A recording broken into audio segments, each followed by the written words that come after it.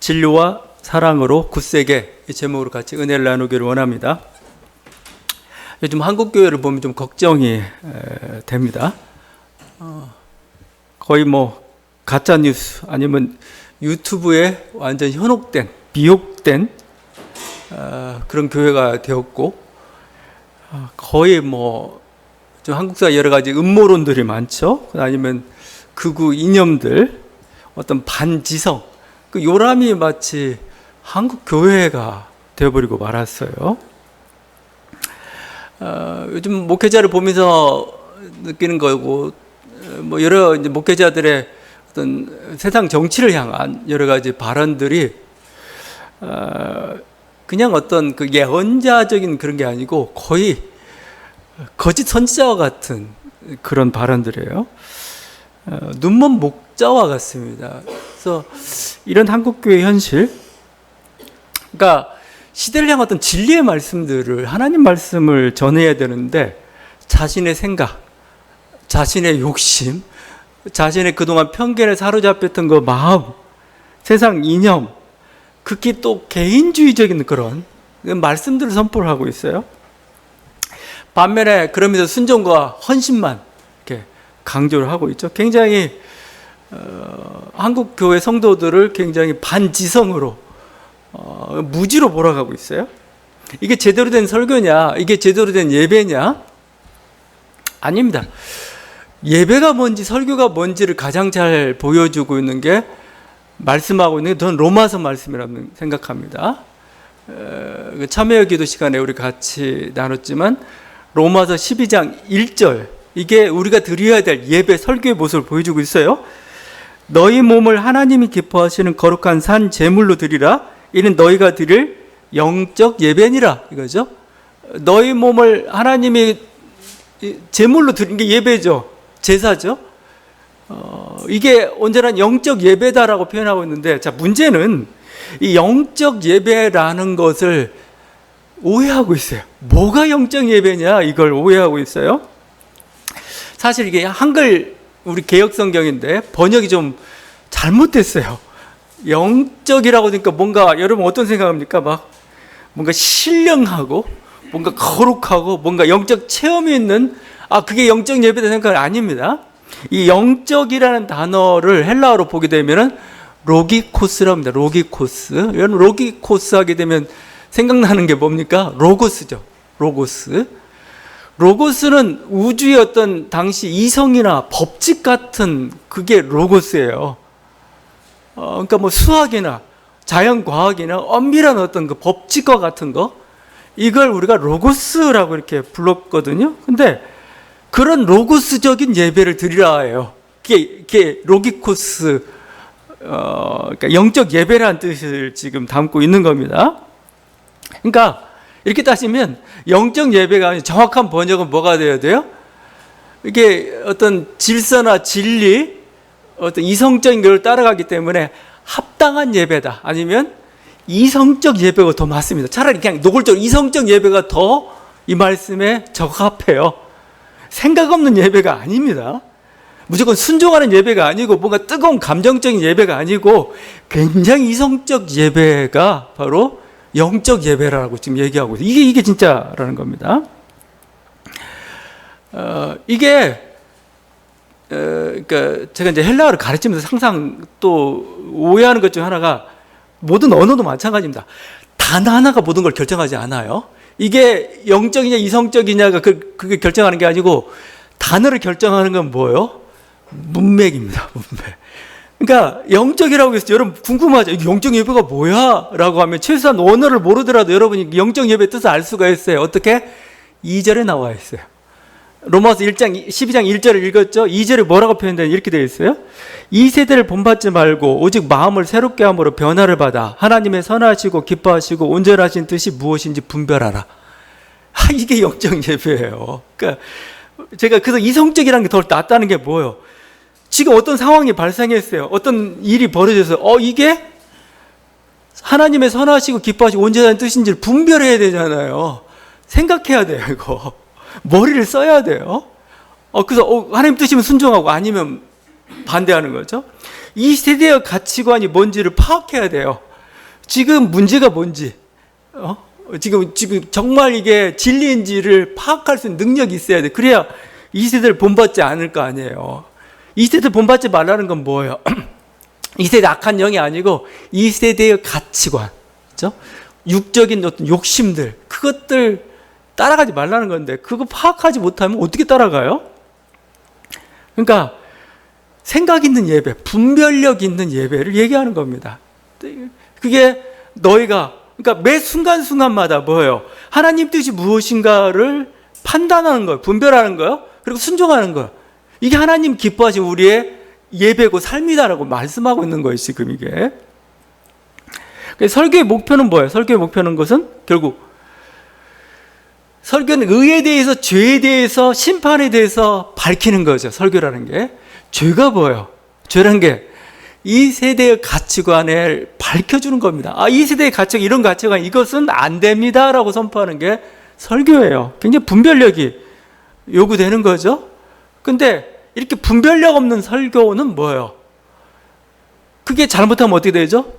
바리새주의로 가는 겁니다. 그래서 예수님이 유대 지도자들 뭐라고 표현하냐면 맹인이라고 했어요. 눈먼 목자라고 표현합니다. 눈먼 목자. 마태복음입니다. 15장 14절. 맹인이 되어 맹인을 인도하는 자로다. 만일 맹인이 맹인을 인도하면 둘이 다 구덩이에 빠진다. 맹인이 맹인을 인도하고 있어요. 지도자가, 설교자가 분별력이 없어요. 그래가지고 성도도 똑같이 그쪽으로 이끌고 가요. 다 뭐돼요? 구덩이에 다 빠지고 마는 거. 구덩이가 이건 지옥 같은 것을 얘기하는 겁니다, 지금. 그러니까 분별력 없는 설교가 얼마나 위험한 건지, 얼마나 잘못된 건지 하나님 기뻐하시는 게 아니란 말입니다. 제가 그래서 한국교회 지금 강단에서 선포되고 막 우리가 지금 여러 가지 상황 속에서 어떤 그동안의 어떤 대형교회랄지 이런 지도자들이 했던 말들을 이렇게 판단해 보면은 정말 분별력 없는 말들을 하고 있고, 그동안 그렇게 또 설교를 해왔어요. 좀 많습니다. 이번 주에는 또 저 강남에 있는 무슨 목사냐가 또 이상한 말을 해가지고 괜찮다고 생각했는데 아니에요. 분당에 있는 그 무슨 이모 목사도 괜찮다고 생각했는데 들어보니까 아니에요. 근데 그것을 보면서 생각하는 게, 사회를 보는 눈이 저랬다면은 평상시에 설교는 어땠겠는가 이거죠. 성도들에게 무엇을 전해줬는가. 그래서 제가 자꾸 생각되는 게, 이 거짓 선지자라는 게 자꾸, 이 거짓 선지자가 어떤 성령의 감동이 없는 사람들이 아니에요. 하나님 말씀을 가졌다고 자기 생각 외쳤는데 잘못된 방향을 가리킨 겁니다. 그러면 다 죽어요. 그래서 이스라엘 왜 망했느냐라고 해서 선지자 하는 게 뭐예요? 거짓 선지자들 때문에, 아니면 지도자들이 눈먼 목자가 돼가지고 인도했기 때문에 이스라엘이 망했다라고 표현하고 있거든요. 한국교회가 그런 모습입니다. 거기 계속 제가 볼게요. 그 2절에 그 분별하다, 제가 지금 로마서를 좀 하고 있는데, 분별하다 이 단어가 도키마죠. 도구마도 여기서 나옵니다. 도키마, 분별하다는 겁니다. 근데 로마서 이게 1장 28절에 우리가 보통 로마서에서 1장을 죄론이라고 표현해요. 죄가 뭔지를 설명할 때 총체적으로 왜 이런 죄에 이르게 되었는가, 근본 원인을 이렇게 표현합니다. 1장 28절인데, 그들의 마음에 하나님 두기를 싫어하며 하나님께서 그들을 그 상실한 마음대로 내어버려서 합당하지 못한 일을 하게 하셨으니, 이 상실한 마음이, 이것도 번역이 제가 볼 때 좀 잘못됐어요. 상실하는 게 뭔가 허전하고 공허하고 뭐 이런 게 아니에요. 상실하니 아도키모스입니다. 아도키스모스. 아라는 것은 헬라어에서 부정이라는 뜻을 가지고 있어요. 그러니까 뭐죠? 아까 분별하다가 도키마저라고 그랬죠. 상실하는 아도키모스니까 뭐예요? 상실한 마음이 아니고 분별력 없는 마음을 상실한 마음이라고 표현해요. 분별력이 없다 이거요. 분별력이. 세상을 보고 자연을 보고 무엇이 옳고 그른지를 판단할 수 있는 능력을 상실했다 이겁니다. 이게 상실한 마음입니다. 이게.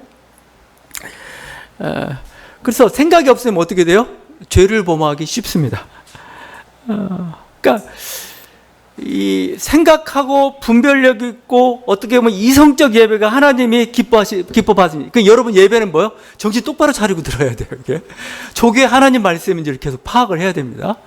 그냥 하나님 말씀에 아멘하면 순종하는 게 아니에요. 이거 저게 하나님 말씀인지, 강대에 선 목회자는 나는 하나님 말씀이라고 생각하면서 분별력 있게 선포를 해야 되는 거고, 듣는 성도들은 뭐예요? 저게 진짜 하나님 말씀인지 분별력 있게 또 판단을 해야 됩니다. 그러고 나서 이렇게 순종하는, 그 순종은 다음 문제입니다. 이게 지금 요한서신도 마찬가지입니다. 요한서신도 지금 누가 정말 참된 하나님의 자녀인지를 지금 묻고 있어요. 하나님의 자녀가 누구냐 이거예요. 진짜 그러니까 진짜 예배, 진짜 설교, 진짜 하나님의 자녀.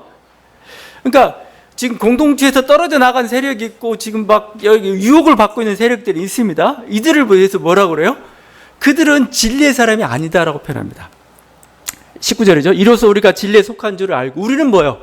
진리에 속했다. 진리에 속했다. 진리 자체가 뭐예요? 진리 자체가 참된 거잖아요. 이건 지식과 관련된 겁니다. 사실은요. 깨달음이죠. 분별력과 관련된 겁니다. 우리는 정말 하나님 보시기에 뭐예요? 진짜 참된 그런 사람들이고 그런 구원의 공동체고 하나님의 자녀라고 얘기해요. 자, 24절은 뭐라고 표현해요? 우리에게 주신 성령으로 말미암아 그가 우리 안에 거하시는 줄 우리가 아느냐. 이 성령 때문에 이걸 확인시켜 주는데, 이 성령도 요한복음도 그렇고 요한서신도 그렇고 성령 앞에 하나가 더 붙는 단어가 있어요. 진리의 성령입니다. 진리의 성령. 참된 것을 가르쳐주는 성령이에요. 성령. 우리로 생각나게 하고, 우리로 깨닫게 하고, 우리로 분별하게 하는 게 성령이 하는 중요한 역할입니다. 막 흥분해가지고 뭔가 이렇게 황홀경을, 이게 성령이 주는 게 아니고 아주 뚜렷한 정신을 가져다 줘요. 뚜렷한 정신을 통해서 하나님 뜻이 무엇인가를 깨닫게 만드는 게 이게. 그래서 여러분, 신앙인은 우매하지 않습니다. 매우 똑똑한 사람들입니다. 신앙인들은 동원되거나 휩쓸리는 그런 존재가 아니에요. 스스로 판단하고 주체적 존재입니다. 왜 주체적 존재가 되는가? 판단하니까. 옳고 그른 걸 판단하고, 내가 참여해야 될지 안 해야 될지를 판단하고, 해야 되는 게 하나님 뜻인가, 이게 다 우리 요구되는 거죠. 이게 지금 이걸 못하고 있는 지금 우리 한국교회 모습, 또 이렇게 이런 어떤 식의 어떤 그 분별력 있는 어떤 설교를 그동안 행하지 못했던 그 결과가 지금 막 우리 이 모습입니다. 그냥 이 모습. 그래서 이게 가짜 뉴스인지 유튜브를 보면은 알아요. 그 여러분 그냥 보면 알아요. 그냥 이게 쭉 들어보면은 처음엔 현혹할 수도 있죠. 근데 쭉 들어보면은 분별이 돼요. 이게 진리의 팩트에 근거한 건가? 아니면 이게 그냥 음모론인 건가? 그러면 이것을 만약 부정한다면 이 부정에 대한 증거가 뭐야? 따져봐야 될 거야. 맞네? 그러면 여러분 따라가야 됩니다. 근데 아니네? 아닌 거예요, 그러면. 근데 막 동원되고 막 이리 쏠리고 저리 쏠리고. 지금 요한 사도도 그렇고 바울 사도도 그렇고 지금 한국교회 모습은 정상적이 아니에요. 제가 보면은 이게 온전한 예배. 좀 더 나아가면 이렇게까지도 얘기할 수 있습니다. 하나님의 자녀인가까지도 물어볼 수도 있어요. 정말 예수 믿는 사람들인가도, 우리가 진정한 예수 그리스도를 아는 사람인가 물어볼 수도 있는 그런 문제들입니다.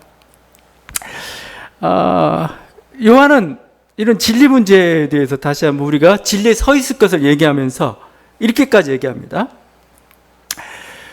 사랑하라까지 계명이 가요. 왜 사랑이란 게 왜 지금 요한서신에 문제가 되고 있냐면은, 사실 이렇게 보면 됩니다. 여러분, 진리라는 건, 제가 진리 자꾸 얘기했지만 우리는 진리도 분별도 못할 뿐만 아니라 우리가 진리라는 걸 알았다, 깨달았다, 파악했다, 분별했다, 이건 사실은 굉장히 주관적 사건이에요. 굉장히 뭔가 우리의 어떤 생각 속에서 일어난 일들입니다. 그러니까 판단하기 어렵다는 말입니다. 판단하기 어려워요. 넌 깨달아서, 나는 이런 지식을 가지고 있어. 그게 뭐 진리일 수도 아닐 수도 있고 뭐 여러 가지 있는데, 이것 가지고는 사람을 판단하기도 어렵고 또 자기 자신도 확신을 갖기가 어려워요. 그러면 그 진리든 확신을 어떻게 알 수가 있느냐? 요한이 제시하는 게 서로 사랑입니다. 사랑. 행함입니다. 행하면 알게 된다는 겁니다. 행하면. 이 서로 사랑하라는 거. 그래서 오늘 말씀에서 이 서로 사랑하라는 이 계명을 얼마나 많이 반복하고 있는지 보세요. 18절. 자녀들 우리가 말과 이로만 사랑하지 말고 행함과 진실함으로 하자. 22절. 이는 우리가 그의 계명을 지키고 그의 앞에서 기뻐하시는 것을 행함이라. 23절. 그의 계명은 이것이니 곧 그 아들 예수 그리스도 이름을 믿고 그가 우리에게 주신 계명대로 서로 사랑할 것이니라. 24절. 그의 계명을 지키냐는 주 안에 거하고. 그죠? 계명이 뭐예요? 사랑하라는 겁니다. 사랑을 자꾸 얘기하고 있어요. 결국 뭐예요? 믿는 자는 행동한다. 진리를 가진 자는 뭐예요? 행동으로 나타난다는 거예요. 어떻게? 사랑으로 나타난다는 겁니다. 사랑으로. 내가 제대로 믿고 있는가? 내가 구원을 받고 있는가? 그걸 확인할 수 있는 건 뭐예요? 우리의 행동입니다. 우리 행동. 내가 주님의 말씀을 짜서 정말 사랑하기를 노력하고 이해하고 섬기고 이런 모습을 보이고 있다면 요한의 그리고 주님의 태도는 뭐예요? 네가 구원받은 하나님의 자녀다. 진리의 사람이다. 이렇게 되는 거예요. 제가 여러 번 이렇게 설명하지만 이건 나무와 열매의 관계, 뿌리와 열매의 관계가 같습니다. 우리는 항상 믿음으로 구원받는다고 표현하죠. 근데 믿는다는 사건은 이거 확인할 수가 없어요. 나 믿어요. 나 예수 믿습니다. 나 찬양합니다. 믿는데 마태복음 뭐냐면 주님이 갑자기 네가 날 믿는다. 난 너 모르겠는데 이렇게 얘기해버리죠. 이 믿음이라는 건 자기가 속을 때도 많아요. 나는 믿는다고 생각했는데 엉뚱한 믿고 있을 때가 많거든요. 사실은 예수를 믿은 게 아니고 예수가 주는 무엇을 믿은 사람들 많아요. 진정한 예수를 믿는 게 아니고. 그래서 사실 이게 주관적인 것 때문에 이게 참 평가하기 어렵습니다. 자, 그러면 어떻게 평가하느냐? 평가하는 방법이 있어요. 열매로 평가하는 겁니다. 이게 뿌리라면 뭐예요? 좋은 뿌리에서, 좋은 나무에서 좋은 열매가 맺히죠. 좋은 열매가 뭐예요? 사랑의 열매를 지금 얘기하고 있는 겁니다. 그러니까 최소한도 내가 사랑의 열매를 맺었다면 뭐죠? 내 뿌리가, 내 신앙이 좋다는 증거일 수 있습니다. 내가 지금 예수를 믿는다고 고백했는데 제가 어떻게 확신을 가질 수가 있죠? 네가 사랑하려고 노력하고 있느냐? 네가 사랑하고 있느냐? 그러면 너는 네 신앙은 제대로 됐다. 이게 믿음과 행함 아니면 나무와 열매의 관계인 거죠. 그러니까 그래서 자꾸 이렇게 사랑을 강조하는 겁니다. 사랑. 네가 사랑해? 넌 진리의 사람이구나. 이렇게 되는 겁니다. 100번 신앙 고백 해봤자 소용이 없어요. 왜냐면 우리는 속을 때가 많다니까요. 내 말 자체가. 행동은 진실이에요. 사실은요. 행동이 바로 나예요. 이게. 또 행동이 중요한 건 뭐냐면 이렇게 진리를 실천한다는 건, 진리를 행한다는 것은 이렇게 그냥 머릿속에 일어나는 사건이 아니고 행동으로 나타나요. 이게 우리가 여러분이 어떤 깨달음을 가지고 있어요. 어떤 지식을 가지고 있어요. 여러분 교리를 가지고 있지만 이걸 현실화시키는 건 다른 문제입니다. 그렇죠? 자, 현실화 안 되죠. 잘. 왜 그렇죠? 인간이 연약하기 때문에. 아니면 인간이 또 다른 사정이 있을 수가 있어요. 또 여러 상황과 경우가 생길 수가 있어요. 나는 FM적인 지식을 가지고 있지만 이걸 현실 속에 적용시키려면 뭐요? 뭔가 시행착오도 거치는 거고 거듭된 교정작업을 여러분이 우리가 뇌에서 뇌가 형성되는 과정, 기억이 형성되는 과정이 이거예요. 시행착오예요, 사실은요. AI 막 등장했잖아요. AI가 뭘 배운 거요? 우리 뇌가 수행하고 있는 시행착오를 경험한 거예요. 시행착오. 그죠? 그러니까, 이건 아니구나. 이건 기구나. 이건 아니구나. 이건 기구나. 이거죠? 이건 할 수 있구나. 아니구나. 적용 가능하구나. 이 모든 걸 적용을, 이렇게, 그런 과정을, 시행착오의 과정들이죠. 그걸 통해서 적절한 걸 찾아가는 겁니다. 행동이라는 게 그런 겁니다. 행동이라는 게. 행함이라는 게. 해보니까? 아니네. 해보니까, 저 사람 이런 사정이 있네. 그렇다면, 교리 좀 바꿔야 되겠다. 안 되겠다. 아니, 교리 좀 수정해야 되겠다. 그래서 실제 교리가 현실화되도록 이렇게 만들어가는 과정이죠. 이게 행동이라는 겁니다. 그래서 사랑이 답이라는 얘기가 바로 거기가 있어요. 사랑이 답입니다. 사랑이. 왜냐하면 사랑은 관계를 계속 유지하는 거죠. 만약에 분리주의자들이 있어요. 보통 우리가 분리주의자들인데 분리주의자들이 이들은 어떻게 보면 교리보다, 그러니까 교리를 더 사랑한 사람이라고 볼 수가 있어요. 자기 깨달음을.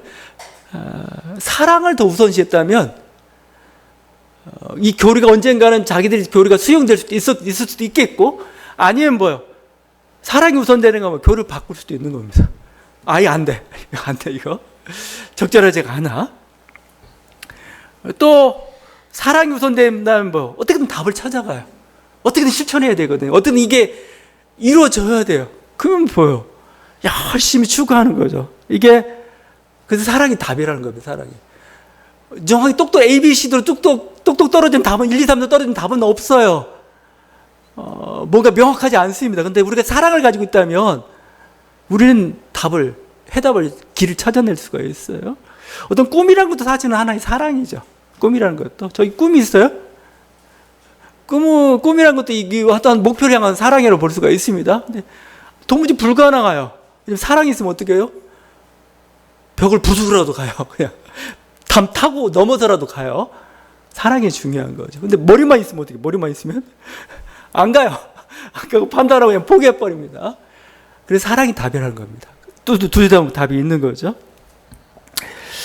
이게 우리가 보수주의자들, 교리주의자들이라고 얘기하는 사람 문제가 바로 여기 있는 거죠. 이들은 뭐요?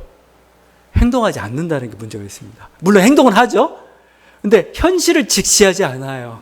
현실을 그대로 보질 않아요. 그냥 자기 머릿속에 있는 게 진짜 세계인 줄 알아요. 아니요. 이 머릿속의 세계는 뭐예요? 이건 하나의 그냥 머릿속에 있는 거고, 이게 뭐예요? 현실을 만나야 진짜가 되는 거예요. 이 과정을 안 거쳐요. 무시해버려요, 현실이. 그러니까 사실 현실이라는 걸 제가 항상 보지만, 현재라는 것은 우리가 눈을 부릅도 좀 볼 필요가 있습니다. 왜냐하면 현실은 우리들에게 너무 많은 진리를 가져다 주고 있어요. 성경만이 아니고, 우리 눈을 열어보면은 거기에는 메시지를 주목하면 돼요. 주목하면. 근데 인간의 존재는 어떤 줄 아세요? 항상 망상에 사로잡힌 존재입니다. 자기 생각이 딱 구축되어 있으면 이게 진짜야 라고 가면은 현실이 그대로 안 들어와요. 현실을 자기 생각 속에 재단시키고 왜 안 되지? 이러면서요. 우리 생각을 바꿔야 되죠. 현실을 얘기하다 보니까 아인슈타인의 상대성 이론 같은 게 거기서 등장하죠. 옛날 사람들은 무조건 어떤 생각이냐면 시간과 공간은 절대적이야 라고 생각이죠. 근데 아인슈타인 현실 세계를 보면 현실 세계는 뭐예요? 보니까 아인슈타인이 미립자 세계를 보니까, 아니면 우주의 세계를 보니까 시간과 공간이 절대적이 아니네. 이게 현실이에요. 근데 자기 생각을 가지고 있다 보니까 이게 자꾸 자기 생각에 맞추려고 하면 현실이 적용이 안 되는 거예요. 저는 그래서 그렇게 얘기합니다. 현실은 등대와 같다고. 현실은 등대. 저기 등대가 있어요? 등대가 있으면 뭐 내가 피해가야 돼요. 내가 배예요. 하는데 등대가 있으면 내가 피해가야 되지. 현실 보고 자꾸 비키라고 얘기해요. 어떤 사람이 막 거대한 항공모함에 가다가 앞에 불빛이 반짝반짝 하길래, 야, 우리 항공모함에다 저 비켜! 그랬더니, 거기서 하는 말이 그래. 조그만 불빛인데, 우리는 등대다. 네가 비켜라. 그랬어요. 왜냐면, 부딪히면 망가져요. 그러니까, 자기 생각을 바꿔야 되는 겁니다. 이게 현실까지 놀라워요. 전 그게 예수님이 안식일에 대한 태도라고 봐요, 안식일. 보통 우리 생각은 뭐예요? 안식일은 거룩하니 어떤 일도 하지 말아야 돼. 이런 생각을 가지고 있었는데, 주님은 보니까 사람이 안식일 때문에 모두 고통을 받는 모습을 봤습니다. 안식일 정의를 바꿔버립니다. 어떻게? 안식일이 사람을 위하여 있는 것이요, 사람이 안식을 위하여 있는 것이 아니다. 라고 그냥 뒤집어버립니다. 이게 하나님입니다, 하나님. 하나님 뭐죠? 현실이 그러면 뭐예요? 그걸 받아들이는 거예요. 예수님 그렇게 받아들이셨던 거죠. 이게 어떻게 보면 사람이라는 그 현실을 그대로 목격했기 때문에, 사실은 전에는 안식이라는 교리 자체가 사람 해방시키는 교리였어요. 지금은 아닌 걸 알았어요, 주님이. 바꾸는 거죠. 율법이나 교리나 생각이 절대적인 건 아니에요. 우린 현실 속에, 사랑 속에서 우리 답을 찾고 거기에 맞게 바꿔가야 하는 겁니다. 그래서 문자주의가 사실 굉장히 위험해요. 문자주의자들 생각 없이 성경을 읽을 때 얼마나 위험해지는지를 보여주고 있습니다. 이렇게 사도 요한은 이렇게 하면서 이 행함의 중요성을 계속 얘기합니다. 네가 행하고 있느냐? 됐다. 이거죠. 그럴 뿐만 아니라 이제 우리가 이런 분리주의자들과 이런 어떤 거짓의 세계 속에서 살기 위해서는 우리들에게 확신이 필요합니다. 확신. 그러니까 내가 옳다는 확신이죠. 내가 진리의 사람의 확신을 가지고 가야 돼요. 그래서 하는 말이 뭐냐면 마음을 굳건히 하라. 옆에는 굳건히 하라.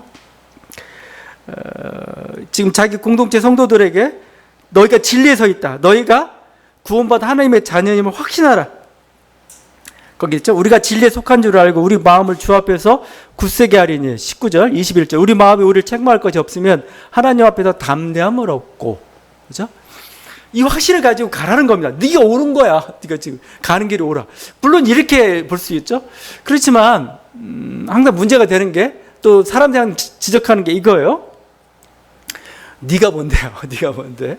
아니면 너도 그렇게 잘못을 범하면서 이렇게 가요. 그러니까 죄를 저지르고 물론 있죠. 그래서 그 요한은 그렇게 얘기했잖아요. 우리가 용서를 받았지만 우리는 죄사함을 받았지만 동시에 또 죄를 짓고 이렇다 얘기를 했잖아요. 근데 문제가 뭐냐면 내가 죄를 지었기 때문에 내가 이렇게 연약하기 때문에 담대함을 놓칠 때가 있어요. 왜냐하면 하나님이 나를 심판하지 않을까. 그렇죠? 내가 이 조그만 잘못을 했는데 이것 때문에 또 하나님은 나를 어떤 분은 그래서 하나님에 대한 상이 굉장히 두려운 아버지 상을 가지고 있는 분들이 있습니다. 하나님에 대한 우리들이 상들을 다 가지고 있어요. 대부분은 사랑의 아버지지만 그렇지 않고 항상 엄격한 아버지, 매를 들고 있는, 그래서 때리고 뭐 이런 굉장히 그런 두려운 하나님의 모습입니다. 물론 그 엄격한 하나님 우리가 좀 괜찮죠. 자, 근데 잘못은 이렇게까지 갑니다. 나를 사랑하는가까지 의심할 때가 많아요. 그냥 그래 내가 잘못했어. 두려운 하나님 앞에 내가 행동을 고쳐야 될 이 정도만이 아니고 좀 더 나아가지고 저분이 나를 사랑하는가. 저분이 정말 나를 영영 버리면 어떡해. 이게 항상 불안감이죠. 지금 뭐예요? 그 불안감 갖지 말라는 겁니다. 지금 불안감 갖지 말라는 거예요. 20절이죠. 우리 마음이 혹 우리를 책망할 일이 있어도 하나님 우리 마음보다 크시고 모든 것을 아시기 때문이라. 그러니까 우리 하나님을 속 좁은 분으로 막 네 행동 하나 보고 이렇게 평가하고 어느 정도 쌓이면 너 땡 이게 아니라는 겁니다. 그죠? 다 알아요. 우리 마음의 중심을 아신다는 겁니다. 아, 네가 죄를 짓지 않길 원하는구나. 그렇지만 실수해가지고 잘못해가지고 조금 삐끗했구나. 그 과정을 다 알아요. 아니면 내가 뭔가 잘못을 범하는데 나도 잘 몰라요. 내가 왜 이러는지 몰라요. 내 성격일 수도 있고, 뭐 환경일 수도 있고 그렇습니다. 근데 하나님은 뭐요? 그것까지도 다 헤아려 본다는 겁니다. 이게 우리 마음보다 크시다는 겁니다. 우리 마음보다. 내 자신을 더 잘 알고 계신 하나님이세요. 그 하나님이. 그러니까 뭐예요? 그 하나님 우리를 사랑한다는 겁니다. 그러니까 마치 계속 얘기하지만 신뢰란 건 뭐야? 부모 자녀와 같은 그 신뢰입니다. 여러분이 절대 내가 아무리 잘못해도 저분이 우리 부모님인 걸 놓지 않잖아요. 그 신뢰를 가져라는 겁니다. 하나님에 대해서. 내가 아무리 잘못하고 여러 번 그때마다 회개하고 돌아오지만 뭐죠? 결국 저분은 나의 사랑하는 그 아버지, 부모님이라는 것을 그 신뢰 놓지 말라는 거예요. 하나님도 그렇게 인정하시고 그렇게 형성된 그런 그 사랑이죠. 이 사랑의 확신을 가지고 있기 때문에 뭐예요? 우리가 항상 구원교리 부를 때 이런 거잖아요. 구원교리. 오늘 밤 당신이 죽음을 맞는다고 할지라도 뭐 천국에서 눈 뜰 확신이 있으니까 이건 교리된 확신이 아니에요. 사랑의 확신, 사랑의 확신이라는 게 뭐예요? 저분이 나의 아버지고 나의 어머니라는 겁니다. 나의 하나님이라는 겁니다. 나의 부모님이라는 겁니다. 나의 사랑하는 분이라는 거예요. 그래서 내가 여러 가지 실수 부족한 거 있지만 뭐죠? 저분 끝까지 나를 사랑해. 이게 사랑의 확신이라는 겁니다. 하나님은 너를 그렇게 사랑하니까 끝까지 확신을 가지고 이렇게 가라 라고 얘기하죠. 그래서 사탄이 항상 우리를 유혹하잖아요. 네가 뭔데 하면서 막 이렇게. 아니죠. 우리는 부족하지만 뭐죠? 우리는 하나님을 사랑하고 하나님 뜻을 알아요. 또 하나님 뜻을 순종하려는 그 마음을 가지고 있어요. 세상의 가치관이 아니고 우리는 그렇게 나가면서 가는 겁니다. 22절 말씀이라는 게 바로 이 사랑의 관계에서 나오죠. 무엇이든지 구하는 바를 그에게서 받나니 이는 우리가 그의 계명을 지키고 그 앞에서 기뻐하신 것을 행함이라. 자, 이게 기도의 그 어떤 기도의 능력을 가리키는 게 아닙니다. 우리가 무엇이든지 구하는 바대로 구하는 바를 하나님에게서 받는다. 뭐 기도 응답의 뭐 비결 같은 걸 얘기하는 게 아닙니다. 이게 사랑의 관계입니다. 그죠? 둘이 사랑하는 관계는 뭐요? 내가 사랑하는데 사랑하는 사람의 말을 듣죠, 당연히 상대방은. 나도 상대방도 나의 뜻과 소원을 잘 알아요. 말할 필요가 없습니다. 그냥 이신전심으로 통한다. 그렇게 보면 돼요. 그게 예수님이 죽은 나사로를 살릴 때 하셨단 말입니다. 지금 나사로가 죽었어요. 이 죽은 자를 살리는 놀라운 부활의 기적을 행해야 되는데 그 부활의 기적을 행할 때 주님이 이렇게 말씀하셔요. 아버지여 내 말을 들으신 것을 감사하나이다. 항상 내 말을 들으시는 줄을 내가 알았나이다. 갑자기 이 말부터 해요. 당신과 나는 이 말은 뭐예요? 막역한 사이다입니다. 하나 된 사이입니다. 그래서 어느 정도까지 연합이 됐느냐? 이거죠. 내가 생각하는 건 뭐예요? 하나님의 생각이에요. 하나님의 생각입니다. 내가 원하는 거 뭐예요? 하나님이 원하는 거예요. 그렇죠? 내가 소원하는 건 하나님이 그래서 들어주실 수밖에 없어요. 바로 그것을 반복하고 있는 겁니다. 계속 요한 사도는 그것을 예수 안에 거한다라고 표현합니다. 거한다. 그리스도 안에 거한다라고 계속 이렇게 표현. 온전한 신뢰의 모습인 거죠. 그래서 우리는 이 하나됨을 향해서 계속 달려갑니다. 달려가는 거고 온전한 그 하나됨에 이르렀을 때 그게 온전한 신뢰의 관계라고 볼 수가 있는 거죠. 공자의 나이를 가지고 계속 얘기하지만 공자의 나이 중에 70세의 나이, 70세는 가장 그 인격적인 수양에서 최고의 단계를 얘기하는 겁니다. 인격적 수양, 70세의 나이를 종심소욕 불유구라고 했죠. 불유구라고도 표현하고도 합니다. 종심소욕. 마음 내키는데도 행해도 멀지 않다. 진리에서 멀지 않았다 이겁니다. 진리와 온전히 혼연일체가 된. 자, 이건 이제 사이비 교주들이 내가 진리야 이런 사이비 교주식이 아니고 그리스도가 하나님과 하나가 되었을 때 내 말이 곧 아버지의 말이요. 이 말인 겁니다. 내 행동이 곧 하나님의 행동인 겁니다. 마찬가지입니다. 이제는 뭐죠? 우리는 그리스도 우리가 하나가 되어야 될 사람들입니다. 이제 그리스도의 생각이 내 생각이 되어가죠.